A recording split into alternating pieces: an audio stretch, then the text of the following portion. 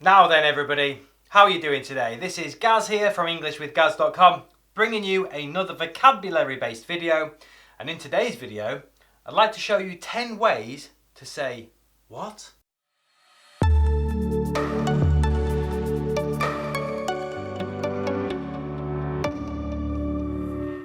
Jensen, Frederick, your lunch is ready. Please sit down at the table. What?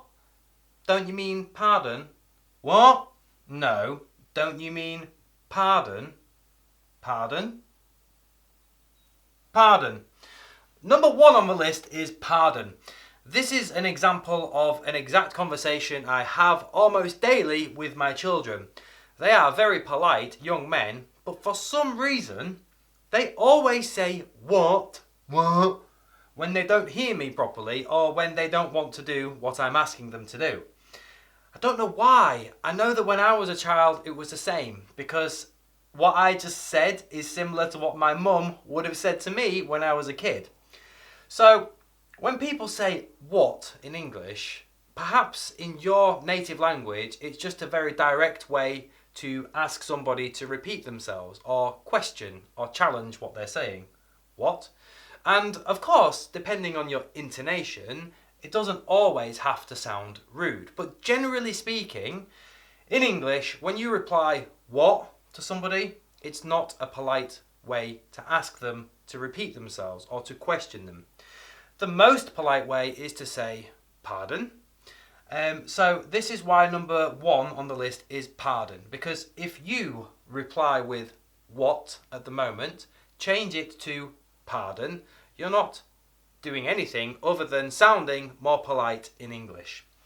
So let's move on to number 2. Number 2, a different way to say what if you don't understand somebody or you want to question them is to say excuse me. With all of these examples here, intonation is key. I'll give you a couple of examples. So let's just say I don't understand what you're saying or I didn't hear you properly. I could just very casually say, excuse me? Meaning, would you please repeat yourself? I didn't hear you the first time.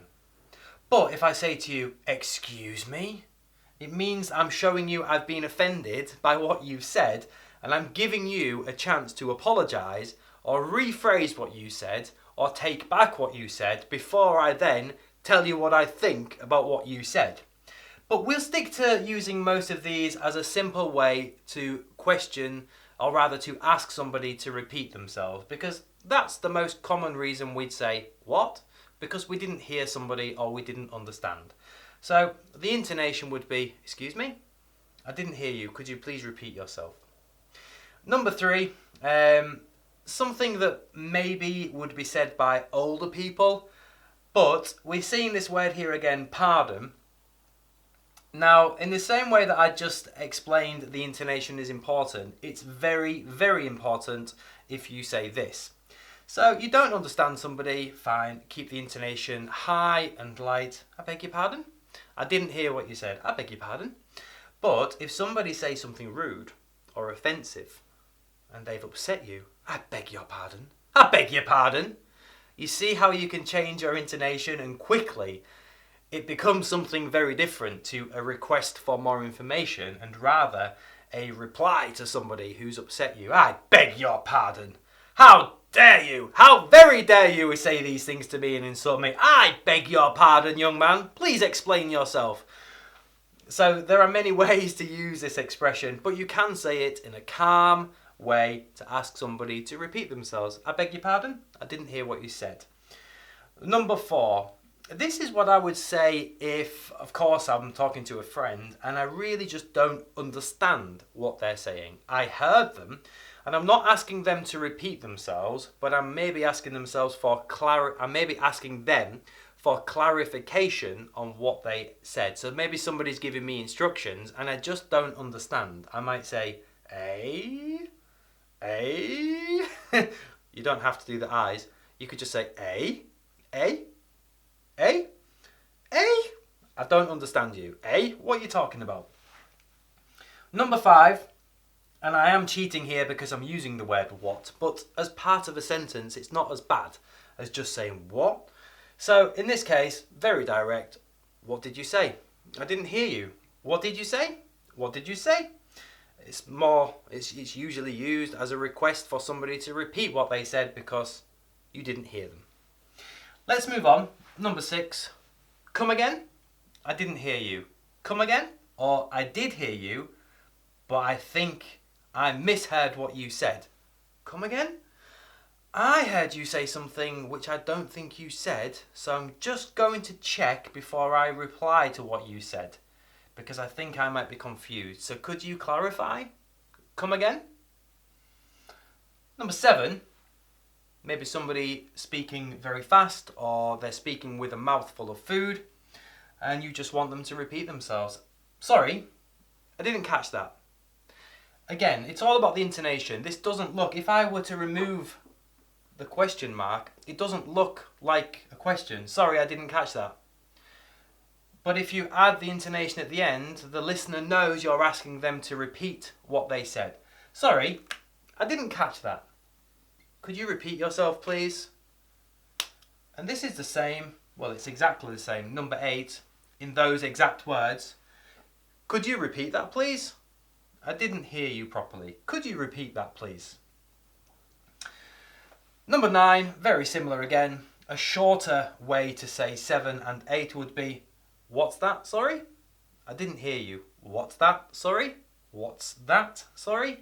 Look how I'm blending these words together, and you don't hear me say, what's that, sorry? You hear, what's that, sorry?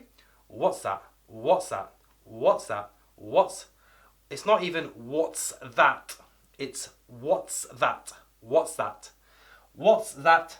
Sorry. You try it. What's that? Sorry. What's that? Sorry. What's that? Sorry. If you're still with me, here's number 10. And again, just to come back to this, the idea for this video was because I'm always having this daily battle with my children, because they always say what, and they're not challenging me because they're very kind and they're polite young children. If you've been watching my vlog, you'll see that for yourself. But there are obviously some occasions when you want to really challenge what somebody said, and so this one can be quite aggressive. So somebody say something to you that's rude or offensive and you don't like it, you might say, you what? You what? You what, mate? You what? What are you talking about, mate? You what? So in this case, I'm not really asking you to repeat yourself. I heard you clearly what you said. I'm asking you to consider taking back what you said before I begin arguing with you, because I strongly disagree. It's not a very sophisticated way to reply. Of course, if you want to maintain a certain level of sophistication and it's important to you that you come across in the right way, which it should be to everybody, then you what is just as bad as saying what. But I thought it had a place here in this video because, well, as I just explained, when you want to challenge somebody, you what? You what, mate? Again, it's all about the intonation, and I think from this whole video, you can understand what I mean. So, there we go. What did you think of this video? Please let me know by leaving a comment below. It's always designed just to be a little bit of fun. I try to share with you real English vocabulary that you can use and add to your collection of vocabulary to make you sound more native. And I don't like saying more native because I have plenty of foreign friends who speak English just as well, if not better than me. When I say native, I don't mean it in a better way, I just mean it in a local way, in a native way being this is how we speak with our friends, and perhaps if you don't live in the country or you didn't grow up in the country, you may not understand that these are the common ways that we communicate with each other with our native tongue. So there we go, 10 ways to say what without saying what to sound more polite. Thank you very much for watching. If you enjoyed this video, I'd kindly ask you to consider subscribing to my YouTube channel, or you can find me on social media, Facebook, VK or Twitter by searching English with Gaz. I'm also an online English teacher, so if you'd like to improve your English speaking skills, learn new vocabulary and let me help you speak English with confidence, then please visit my website for more information, which is englishwithgaz, G-A-Z, that's me, englishwithgaz.com. Thanks a lot for watching. I'll see you next time. Until then, all the best. Bye.